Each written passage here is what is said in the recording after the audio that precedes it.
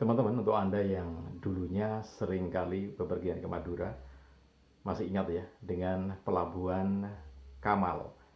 Jadi penyeberangan yang dari Madura ke Surabaya itu ada dua sisi. Yang berada di sisi Surabaya itu namanya Pelabuhan Tanjung Perak atau Ujung ya. Kemudian yang ada di Madura itu namanya Pelabuhan atau Dermaga Kamal.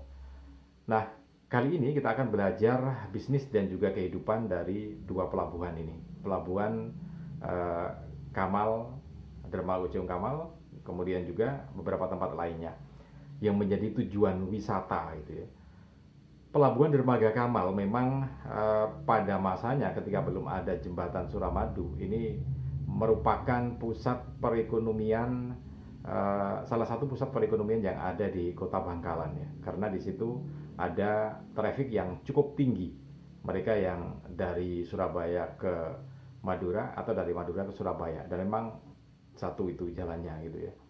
Nah, perputaran ekonominya bisa dirasakan oleh warga sekitar, mereka yang punya lapak di Pasar Dermaga Pelabuhan Kamal, tepatnya di sebelah timur pelabuhan, itu mereka hampir bisa dikatakan panen tiap hari ya, panen pembeli, karena pembelinya cukup membludak tiap harinya. Belum lagi tentang perdagangan atau perputaran ekonomi yang lainnya, para pedagang asongan dan segala macamnya, cukup tinggi perputaran ekonominya. Nah, tapi sesudah adanya jembatan Suramadu, ya ini yang mungkin sudah diantisipasi oleh para pedagang, tapi tetap saja antisipasinya kurang strategis gitu ya. Karena bagaimanapun juga bisnis itu butuh antisipasi jika ada perubahan atau sih ada sinyal-sinyal perubahan. Begini maksudnya, ketika Dermaga Kamal ini jaya di masa perekonomian waktu itu belum ada jembatan Suramadu, maka sebetulnya ketika jembatan Suramadu itu mulai dibangun, para pedagang ini sudah mengantisipasi ya. Jadi mereka sudah mengantisipasi kalau misalkan jembatan Suramadu jadi. Dan memang benar, begitu jembatan Suramadu itu jadi, maka otomatis perekonomian di Pelabuhan Ujung dan Pelabuhan Kamal surut sangat drastis, bahkan 90% lebih surutnya itu ya. Nah, itu sudah diantisipasi para pedagang yang ada di Pasar Dermaga Kamal dan pasar di Dermaga Ujung. Antisipasinya seperti apa? Antisipasinya adalah para pedagang ini kemudian pindah ke kaki jembatan Suramadu yang ada di uh, ini apa di sisi Madura, atau di sisi ini apa jembatan Suramadu yang kakinya ada di Madura itu ya. Nah, tapi ternyata antisipasi itu tidak berjalan seperti yang diperkirakan. Kan begini gampangannya. Kalau di di penyeberangan Ujung Kamal, mereka kan para pedagangnya, pembelinya banyak gitu ya. Nah, kemudian arus lalu lintas itu pindah ke mana, ke jembatan Suramadu. Harapannya juga mereka banyak gitu ya. Dan ternyata harapannya bereset, antisipasinya tidak pas gitu ya. Karena ternyata tipe konsumennya berbeda. Bedanya begini, kalau di Ujung Kamal itu kan eh, penumpang kan berhenti ya di stasiun apa di terminal pemberhentian itu, kemudian jalan kaki. Nah, ketika jalan kaki inilah melewati pasar itu tadi, sehingga banyak sekali yang membeli kan gitu. Karena penumpangnya turun, pindah moda transportasi. Nah, sementara di Suramadu mereka tidak pindah moda transportasi, mereka semuanya pakai mobil, pakai motor, dan langsung tancap gas sampai rumah gitu ya. Tidak ada pemberhentian di situ, sehingga ya otomatis pedagang atau para perputaran ekonomi di sana hampir dikatakan minim sekali. Dan kita lihat perpindahan para pedagang itu memang tidak menghasilkan hasil yang cukup signifikan ya. Jadi pindah gitu. Nah, itu antisipasi yang kurang tepat gitu ya, sehingga hasilnya juga kurang tepat. Banyak sekali, bukan hanya pedagang, tetapi perusahaan besar sekelas Nokia juga kurang antisipasi dengan munculnya Android. Akhirnya juga mereka kalah gitu ya. Kemudian juga BBM gitu, kurang antisipasi juga kalah akhirnya. Nah, itu pelajaran ekonomi yang bisa kita petik dari kondisi pelabuhan itu. Selain itu juga tentang belajar kehidupan ya. Jadi harus ada antisipasi, harus ada rencana strategis lainnya supaya tidak sampai salah mengantisipasinya. Oke, itu satu titik tempat perputaran ekonomi, kemudian juga tempat wisata. Sampai sekarang pun masyarakat bisa berwisata ke situ ya, melihat kondisi pelabuhan Kamal yang sudah mulai sepi memang. Tapi kalau mau rekreasi agak sedikit ke timur itu ada tempat pembelahan kapal. Jadi kapal-kapal yang sudah tua itu dibelah di situ, kemudian juga dipotong-potong jadi besi tua. Ada. Ya kalau untuk orang sana mungkin sudah terbiasa, tapi untuk orang lain yang belum pernah melihat kapal dipotong-potong mungkin menjadi menarik gitu ya. Kalau ke timur lagi punyanya Arsenal, tidak boleh masuk. Jadi itu artileri untuk angkatan laut dan juga logistik untuk angkatan laut ya. Jadi nggak boleh masuk ke sana. Nah oke, itu tentang Pelabuhan Kamal yang jadi tempat wisata, tujuan wisata, dan juga kita belajar ekonomi dan juga bisnis gitu ya. Kita pindah ke tempat lain. Oke, kita pindah ke tempat wisata lain yang juga masih berkaitan dengan pantai, yaitu Pantai Ujung Piring, Menara Mercusuar Ujung Piring ya.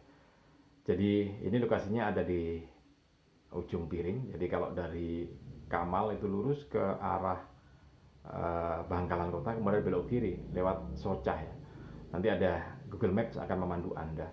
Nah di tempat ini juga menjadi catatan tersendiri karena di situ ada mercusuar bangunan zaman Belanda dan itu digunakan untuk memandu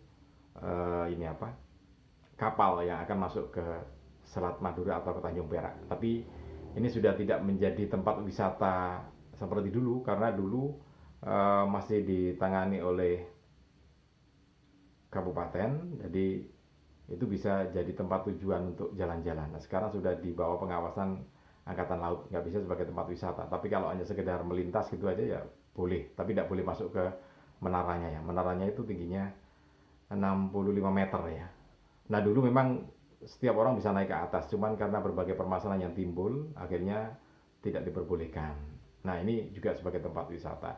Atau geser lagi ke arah timur, jadi ke Martajasa. Di situ ada tempat wisata muara ya, muara sungai. Jadi bisa sewa perahu juga untuk masuk ke tempat-tempat yang rindang, teduh di hutan bakau itu. Atau juga mungkin agak sedikit lepas pantai juga bisa Anda manfaatkan. Ini sebagai tempat wisata.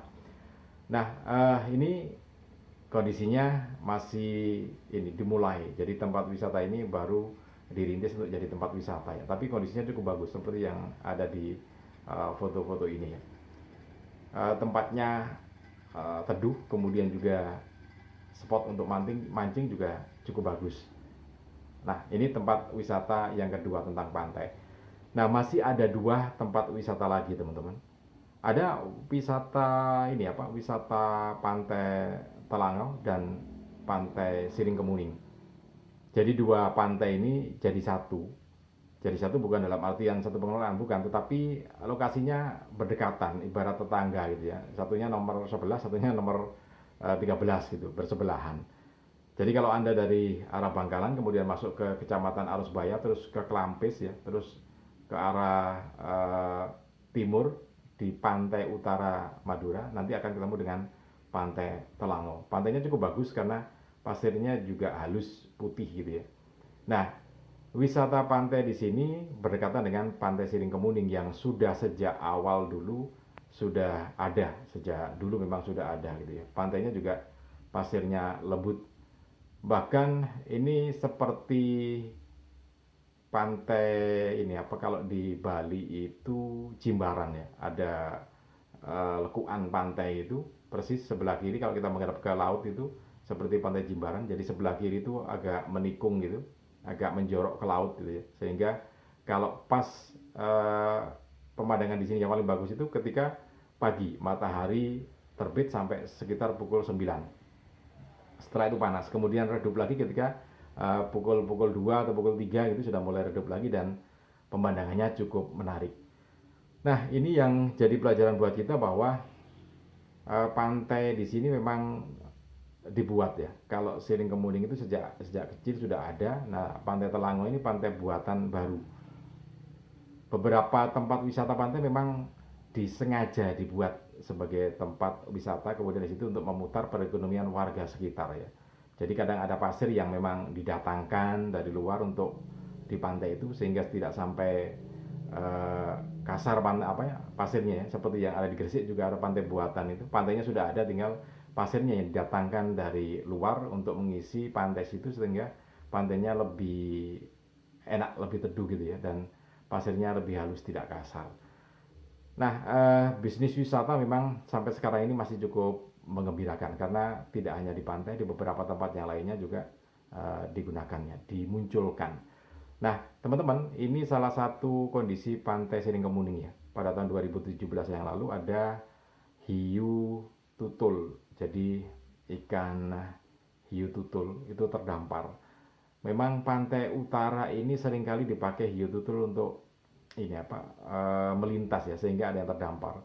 Dulu di Surabaya juga sering seperti itu. Jadi pantai utaranya di Surabaya, misalkan di Kenjeran juga pernah ada hiu tutul yang terdampar di pantai itu, kemudian dibalikkan lagi, cuma ya besar, jadi susah kadang membalikkannya itu ya.